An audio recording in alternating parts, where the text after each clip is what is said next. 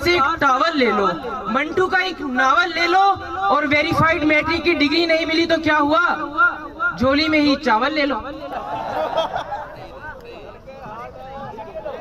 उमेश अली, कंबल के अंदर जरा कम रहा करो और पठानों से जरा दूर रहा करो। हंजला हमीद, आपकी तारीफ में मैं बस इतना ही कहना चाहूंगा।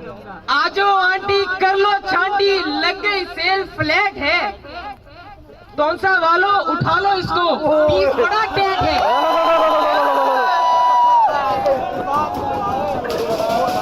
और सामने जो बैठा है वो यूसुफ इजाज खान है। महफिल की ये शान है। शक्लो सूरत से तो बंदा ये लगता पठान है, पर जितना ये चिट्टा है ये तोसा वालों की जान है। और जनाबे हाज़रीन, पकड़ाए मत, ये नया पाकिस्तान है।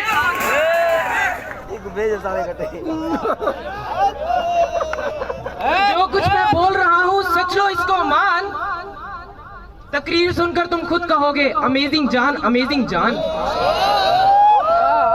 तो दिले नाशाद को अब शाद करते हैं, आइए पुराने पाकिस्तान को याद करते हैं। तो कुर्सियों पर तशरीफ जमाए हाज़रीन, पीछे थोड़ा तवज्जो फरमाएं। पुलिस और माशूक में एक चीज मुश्तरक है, दोनों खा पी कर छोड़ देते हैं। तो माशूक से मुझे मेरी प्यारी महबूबा राबिया याद आती है। तो मुल्क लूटने वालों को शर्मिंदा करते हैं, आइए मरती हुई राबिया को फिर से जिंदा करती है। हाज़रीन महफिल तवज्जो फरमाए। राबिया से फोन पर मेरी पहली मर्तबा बात तब हुई जब मैं बोरियों के दरमियान खड़ा था।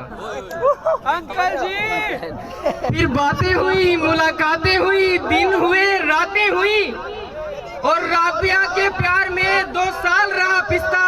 फिर आओ देखा ना ताओ, मैंने भेज दिया रिश्ता। खुशी से तो पहले में बहुत था सरशार, पर शादी के लिए आ गया एक और उम्मीदवार।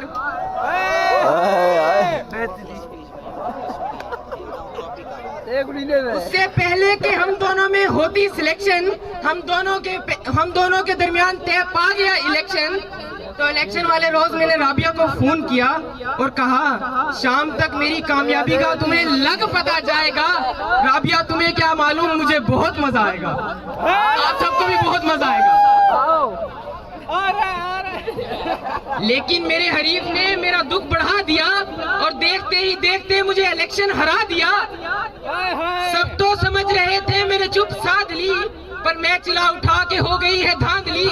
पहले तो कुछ नहीं था, पर कुछ नहीं किया, पर अब था करना। मैंने भी डी चौक पर जाकर दे दिया धरना, और धरने के दरमियान मैंने राबिया को कॉल करके कहा कि मेरे सामने से एक और प्यारी लड़की आ रही है। ओए होए होए होए, राबिया मुझे फिर शायरी आ रही है।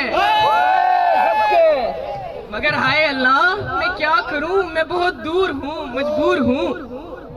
तो तुम भी राह में आने वाली हर दीवार तोड़ दो।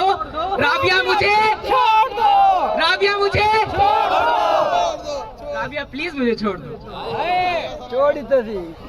और राबिया के साथ मैंने की थी भलाई, पर राबिया भी निकली पूरी गुला लाई। उसने पुराने पैगामात को सरेआम कर दिया और इस मजबूर इंसान को बदनाम कर दिया। तो बदनाम होने के बाद जब लोग मुझे कहने लगे बदनाम खान, तब मेरी जिंदगी में आई एक और इनाम खान। पेशे के लिहाज से थी वो सहाफी, और 7वें ही महीने मैंने मांग ली माफी। मैंने तो कुछ नहीं किया, पर सीना कर लिया चाक, चुप करके मैंने दे दी इनाम को तलाक। अब अंदर ही अंदर इनाम की दूरी मुझे खा गई थी। पीरनी आ नहीं रही, पीरनी आ गई। इस पीरनी के आने के नतीजे में नया पाकिस्तान तो क्या बनता, उल्टा मोहब्बत गई छिन। तगड़ दिन तगड़ दिन तगड़ दिन। नाकामी के बाद जब बढ़ने लगी मेरी उलझन, खुदा का करना ये हुआ कि मुझे मिल गई गुलशन।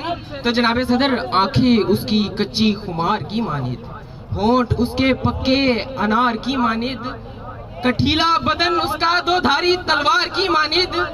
दिल की खुली बलोचों की शलवार की माने फैली हुई थी वो केटू के पहाड़ की माने छोटी थी झूठी थी वो शाम के अखबार की माने मूछें थी उसकी आरिफ लोहार की माने आज मिस्त्री बना कर थोड़ा सा और उसको मैंने शामिल फ्रेंड कर लिया और शादी के लिए रिश्ता भी सेंड कर लिया। तो उसके अब्बा बोले बेटा रिश्ता भेजने में बहुत जल्दी कर दी। तो मैंने बोला लो जी गौरी आया। फिर गौरी आया तो गौरी का नाम सुन के उसे आ गया जुनून। तो अगले ही दिन उसका आ गया फोन। तो मैंने बातें सुनाने की घर से फौरन फोन उठा लिया। पर गुलशन के अब्बा ने मुझे फौरन मिलने बुला लिया। मिलने से पहले मैंने खूब की प्रैक्टिस क्योंकि गुलशन का अब्बा और 4 चच्चे थे जस्टिस। फिर शुरू हो गया सवाल जब पूछे गए मुझसे सवाल। तो सवालात खत्म होने के बाद मुझे फैसला सुनाया गया। तो दो ने कहा कि गुलशन के साथ इसकी शादी का कोई सीन नहीं क्योंकि लड़का अभी शादी को आमीन नहीं। ये सुनने के बाद मेरे सर में हुआ दर्द। तो गुलशन ने मेरे लिए ग्रीन टी बना दी और 3 ने में गुस्से में आकर मेरे लिए JIT बना दी। बस कर रहा हूँ बस कर। JIT बनने के बाद कुछ ने कहा कि फैसला मेरे हक में आ गया। कुछ ने कहा कि मैं मजीद शक में आ गया और फैसले की हर शक तस्लीम की गई और पूरे मुल्क में मिठाई भी तकसीम की गई। तो मिठाई खाने के बाद लोगों ने कहा भला मिठाई में शीरी का एक कतरा नहीं है। मियाँ साहब JIT से आपको कोई खतरा नहीं है। मगर फैसला आने के पूरे 60 दिन बाद JIT के मेंबर पहने काले कोट गुलशन के अब्बा को पेश कर दी मेरी रिपोर्ट। फिर देख रहा था जमाना खड़ा हो गया हंगामा। मेरा निकल आया अकामा और अकामा छुपाने में जब मैं पहल कर गया तो गुलशन का अब्बा भी मुझे नाअहल कर गया। इतने में मुझे आ गया गुलशन का टेलीफोन। तो मैंने गुलशन से कहा आगे आया मौसम के जब फूल खिलते हैं गुलशन थोड़ा वक्त निकालो फ्याज पार्क में मिलते हैं। बस बस बस बस। तो सदर आली वकार में उसे बाइक पर बिठाकर फ्याज पार्क की तरफ रवा दवा था। जैसे ही मैंने मोटरसाइकिल की रफ्तार बढ़ाई तो गुलशन बोली डरो तेज रफ्तारी के अंजाम से। इजाज साहब आराम से। इजाज साहब आराम से। मैं क्या कर। मैंने मोटरसाइकिल की रफ्तार कम की और एक जानिब होने लगा। तो गुलशन चीख कर मेरे कान में बोली इजाज साहब दरमियान। इजाज साहब दरमियान में मौत मुझे अचानक नजर आ रही है। पीछे से 2 नंबर शटल आ रहे थे। सदर अली वकार में गुलशन को फ्याज पार्क ले गया। बैठने लगा तो बाबा से बुलंद मेरी पनामा लीक हो गई। तो मैं शर्मिंदगी से ऐसे खामोश होकर बैठा जैसे जनाबे आप लोग बैठे हैं। तो मेरी शर्मिंदगी को छुपाने के लिए गुलशन बोली कि अपनी तो हो गई अब बातें पाकिस्तान पर बात हो जाए। तो मैंने कहा जरूर। तो कहने लगी बोलो। तो मैंने कहा हम नए पाकिस्तान में औरतों को मुर्गियां देंगी। मुर्गियां अंडे देंगी। अंडों में से बच्चे होंगे और बच्चे आइडियल में एडमिशन लेंगे।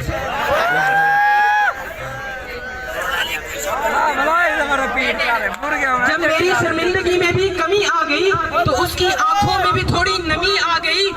तो मैंने उससे पूछा कि क्यों आंख में है नमी जी, किस चीज की अब है कमी जी। वो रोकर मुझसे कहने लगी अम्मी जी अम्मी जी। तो मैं बोला कि तुम्हारी अम्मी नहीं है जिंदा पर जिंदा है तुम्हारा पप्पा। चल भाई यार। मैंने उसको बोला कि तुम्हारी अम्मी नहीं है जिंदा पर जिंदा है तुम्हारा पप्पा। हालांकि वो तुम्हारा पप्पा नहीं बाहुबली वाला है कटप्पा। सुनकर मेरी बात हैरत में पड़ गई। इतनी हुई हैरान कि हैरत से मर गई। जनाब सर तो गुलशन तो मर गई। तो आखिर जाते जाते सिर्फ इतना ही कहना चाहूंगा आपसे जो परे बैठे हैं ये सब उन पर मरे बैठे हैं। अंधी पावे कानी होवे मैं कोई गिलास पानी हो।